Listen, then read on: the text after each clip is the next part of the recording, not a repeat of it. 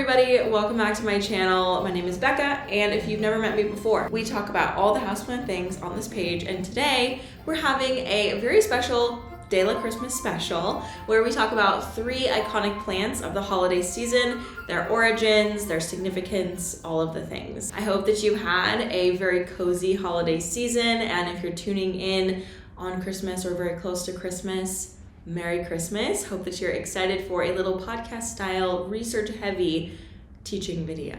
But don't worry, I am very cozy here. I've got a little blanket and I'm sitting in my plant room, which is about 58 degrees. Update, it's a little chilly in here, but it's okay. I really only come in here to water the plants and to film videos, so I can handle it. The first plant we're going to be talking about is the Norfolk Island Pine. The Norfolk Island Pine is actually a tropical plant, despite it looking a little bit more like a pine. Norfolk Island is a subtropical island off of Australia, New Zealand, and New Caledonia. So moderate temps, high humidity, which makes it a really ideal plant for our indoor environments. In its natural habitat, it can grow up to 200 feet. That's 60 meters tall. As I was researching these plants, I wanted to see if any of them had significance, whether it be spiritual or tactical, to indigenous populations, where they come from. And in this case with the Norfolk Island Pine, I didn't find much evidence for that. So the Norfolk Island was largely uninhabited except for a period of time between the 13th and the 15th century when Polynesian seafarers,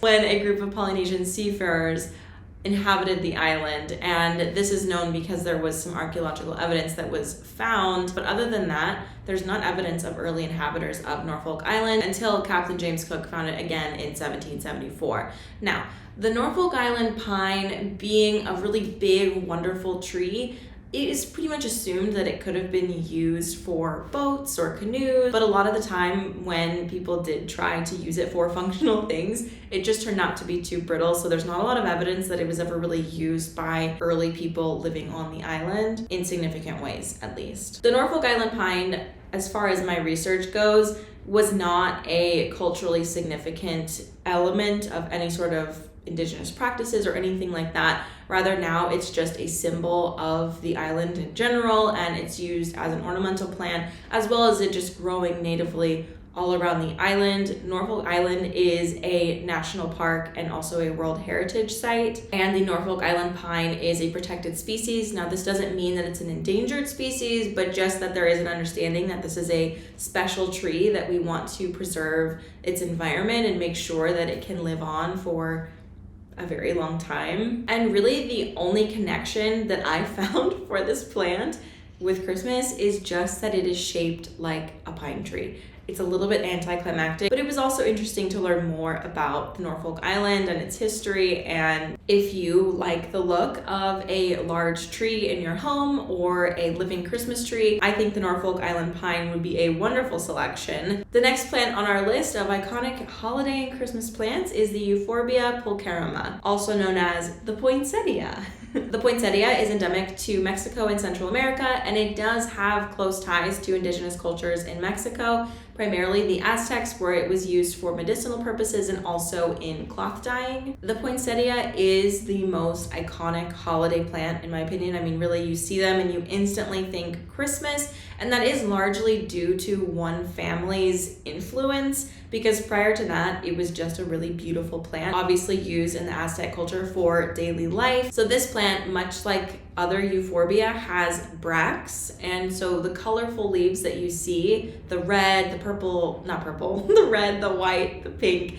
the variegated pieces, those are called bracts, and they are just decorative or protective leaves for the actual flower, which is the yellow piece in the center. There are lots of euphorbia that have bracts, but also some other plants that you might not know. Artichokes, the parts that you eat, are called bracts. Bougainvillea, the very beautiful, like vibrant purple plants I saw them a lot in Tucson, but also they're all over Italy. And peace lilies also have a bract. The white spathe is also a bract, and the centerpiece of the peace lily flower is the actual flower. So in Aztec culture, the poinsettia was a symbol of renewal, life and death, purity, and it was used as such in medicines to help reduce fevers. It was also used to help with skin conditions, and they would use a lot of the time the milky sap inside of the plant, which we now know is much more on the toxic side, like much of Euphoria, like the sap and all of that kind of stuff.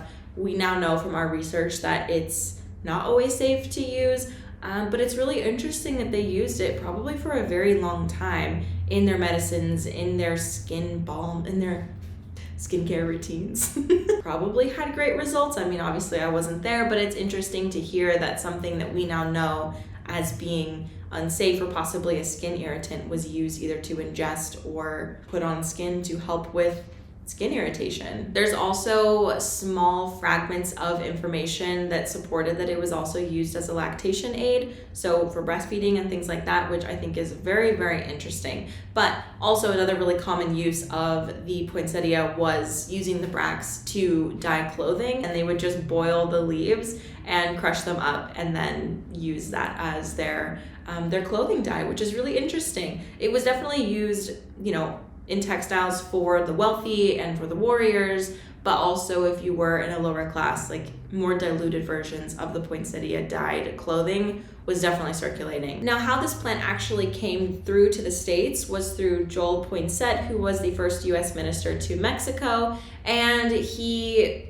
in part of his duties, he was just hanging out and he saw a poinsettia, thought it was great, took a cutting and brought it back to his greenhouse in South Carolina, propagated it, and ended up sharing it with his friends. The plant was later named poinsettia in English by Johann Friedrich Kloch, who was a German botanist in honor of Joel Poinsett. This plant, though it is very popularized in the United States for Christmas, still holds great significance in Mexico, especially due to its connection to indigenous cultures there, and is referred to by its name, Quetzalcoatl. Sorry if I'm saying that incorrectly. I tried so hard to find a video that would help me. So as far as this plant being popularized in the United States and being largely marketed as a Christmas plant, this really didn't start until the 1920s when a man named Paul Eck, senior, I guess, because there is a junior who was involved here, but he had a small farm in Hollywood and he started to grow poinsettias. This family was also responsible for creating the more bushy looking plant that we know now. Poinsettias are actually a little bit more of a lanky plant. They don't grow naturally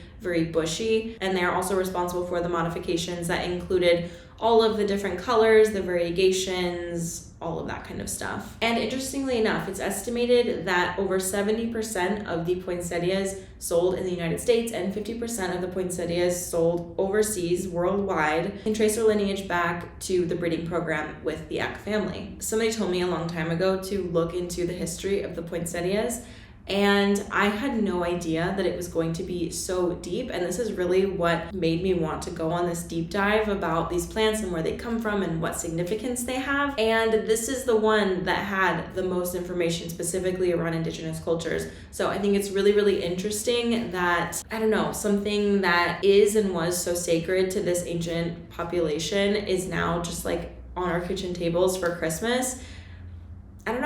You don't often think that colonialism is going to touch plants, but it does. And there's a lot of plants out there that were more or less colonized. And yeah, I don't know how to feel about it, but it's very interesting nonetheless to learn about. And the last plant in our little mini series about holiday plants, iconic holiday plants, is the Schlumbergera, so fun to say, also known as the Christmas cactus. This plant is endemic to the tropical rainforests of Brazil, more so like the mountainous areas.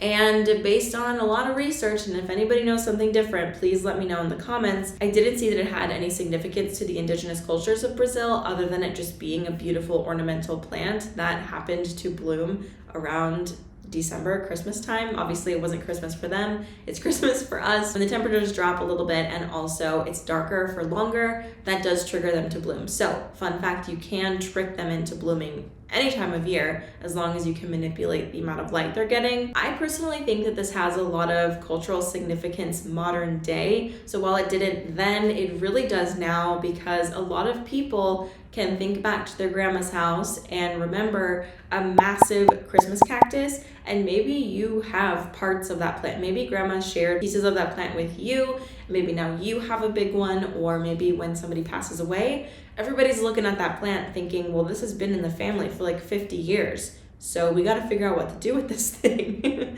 It holds very, very significant value to family tradition, especially as far as plants are concerned, because they are just such long living plants. Sometimes they can outlive their owners. This plant was first described by the French botanist Charles Lemaire in 1852, and it was named after the German-born French botanist and horticulturist, and was later described by the German-French botanist Frederick Schlumberger. This is one of those plants, among so many others, that was brought to Europe during the Victorian era, when ornamental indoor houseplants were very, very popular, probably in a very beautiful Wardian case. And they were later on selectively bred to have all of these wonderful colors. Sometimes they're pink, purple, white. So you guys, that is the story of these 3 iconic houseplants that have become staples of Christmas traditions in our homes. I'm so happy to have shared this information with you. If you have anything to add, any corrections, any additional information, any sidestep conversation, if there are any plants that have holiday significance in your family that I didn't mention here, I would love to hear about them